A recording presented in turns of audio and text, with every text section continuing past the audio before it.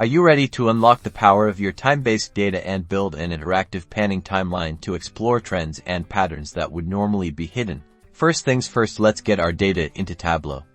Connect to a file, such as an Excel sheet, that contains your time-based data for things like sales figures, project milestones, or anything you can track over time. Once connected, examine your data. Ensure you have a date field that Tableau recognizes as a date data type such as date, month, quarter, or different years. We also need a numerical field that represent the values you want to track over time. Drag your date field to the column shelf and your numerical field to the rows shelf. Tableau will automatically create a basic line chart showing your data over time.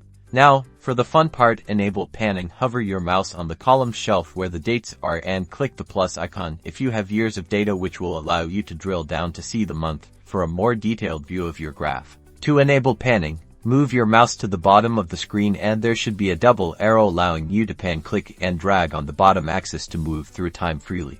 You can also zoom in and out to focus on specific periods. Use the buttons on the right side of the chart or scroll up and down with your mouse wheel to zoom in and out. And there you have it. In under a minute and a half, you've built an interactive panning timeline in Tableau, allowing for deep dives into your time-based data and the ability to uncover hidden trends and insights that can drive better decision-making.